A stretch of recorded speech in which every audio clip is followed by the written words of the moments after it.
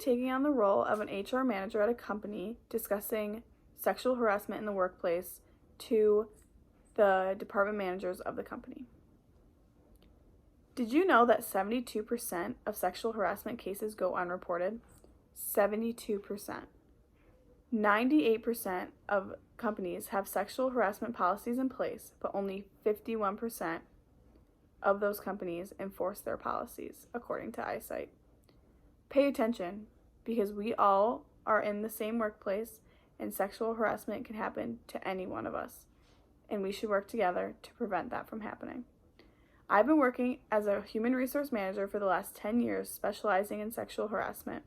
It's a bit bigger issue than you might think, but most of the time, people stay quiet about it.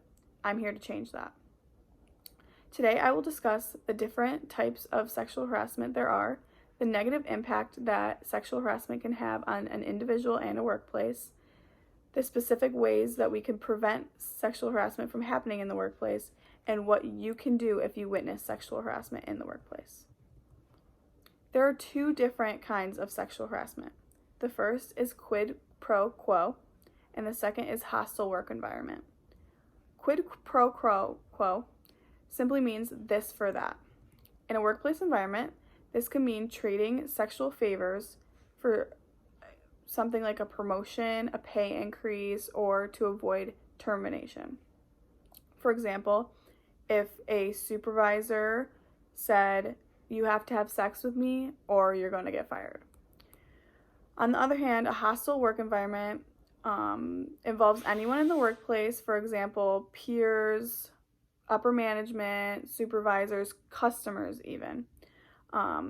It includes intimidating speech or conduct that affects the job performance of workers. It could be unwanted or inappropriate touching, offensive photos displayed in the workplace, anything that may become offensive to a person. The victim can be a man or a woman. The harasser can be a man or a woman. They don't always have to be of the opposite sex. This is why there is a huge chance that sexual harassment can occur and negatively impact the workers in a workplace. Also, the victim doesn't always have to be the person that is directly being harassed. Sexual harassment could have many negative impacts on individuals and job performance.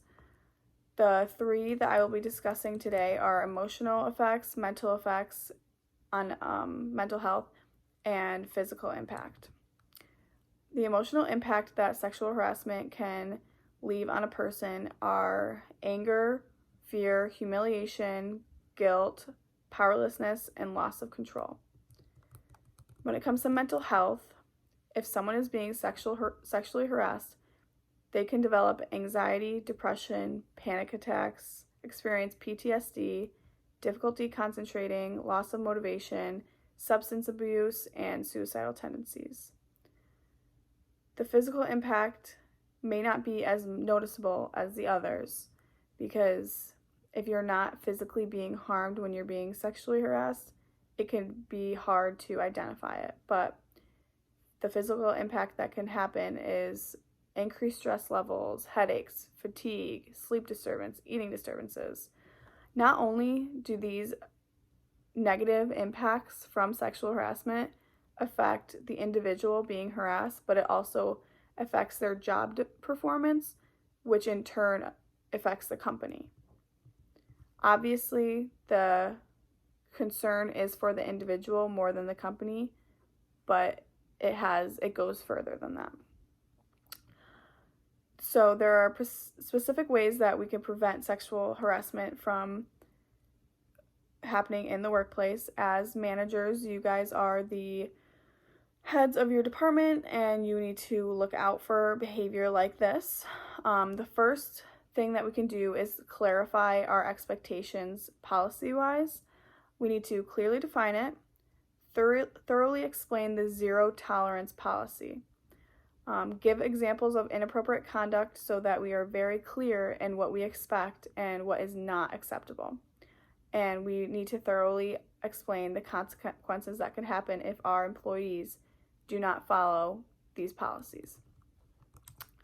Next, we need to ensure that we are all, as management, on the same page. We need to express our dedication to the policy, which sets an example of the correct behavior for our employees to follow. And we need to commit to enforcing the consequences of the policy and the policy itself. If we don't do that, nobody is going to take the policy seriously, and it could get people in trouble and cause them harm.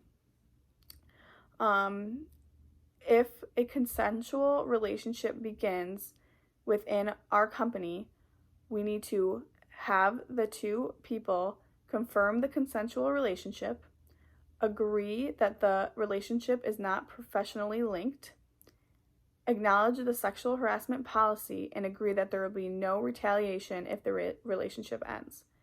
Retaliation is a big part of sexual harassment when it comes to consensual relationships in the workplace. We need to discourage relationships in the workplace as much as we can, but if one happens, those are the precautions that we need to take if two people were to get in a relationship in our company. Next, when throwing office parties or events, we need to take precaution by limiting alcohol, circulating the workplace policies, and as managers, influencing the correct behavior at a party. Also, scheduling more training. You as department managers can schedule your own trainings whenever you feel it is necessary. We will be, the HR department will be holding semi-annual sexual harassment trainings. These trainings will make people more aware of their behavior, equip employees to recognize their incidents. It will increase awareness and equip workers to prevent incidents from happening. As upper management, we need to discourage the incorrect behavior. We never should encourage it. We should never enable it, and we should never, we should always punish it. Punishing the incorrect behavior will not only set an example for other people, but it will correct any future harassment that could happen. Next, we will be setting up a complaint system. We are going to set up anonymous reporting so that people feel more comfortable coming to us if they witness or experience sexual harassment in the workplace. We will be teaching how to report effectively and properly, and we are going to reassure the confidentiality of the reporting so that anyone can feel comfortable coming to us. Additionally, we will support the victims of sexual harassment in this workplace and clearly explain that retaliation is not allowed. We will help employees feel comfortable asking for help and fully support the victims that open up. Most importantly, we are going to resolve any incidents that occur. We will follow up with complaints. We will respond quickly but carefully. Carefully is one of the most important things that we can do because we don't want to compromise someone's identity that came to us, because that could cause further issues down the line. We will investigate the cases properly, and we will enforce consequences no matter what. So, what can you do if you witness sexual harassment? First, I would encourage all of you to do your own research on sexual harassment so that you can get a clearer sense of what types there are, how to prevent it, and what you can do further than just what I am telling you right now. We do our best to explain and enforce the policies, but it would be beneficial for every employee to do their own research on how sexual harassment impacts the workplace and how to prevent it. If you do witness it, one, create a distraction. Interrupt the harassment while ensuring that you aren't putting yourself in danger too.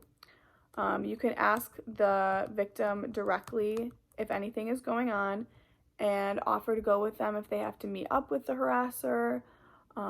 Just taking those extra steps to keep that person safe. Also, you guys are management. You need to encourage these behaviors in your employees. So if there's anybody higher that you can bring it to, do that. But if the harasser is management, you need to seek further authority, higher authority. In conclusion, sexual harassment can happen to any one of us. The best way to prevent it from happening is to understand the different types, the negative impact it can have on individuals and the company as a whole, and specifically how to prevent it from happening and what to do if you experience it or you witness it in the workplace. If we all work together in making these efforts, sexual harassment can be decreased significantly in our workplace. Thank you.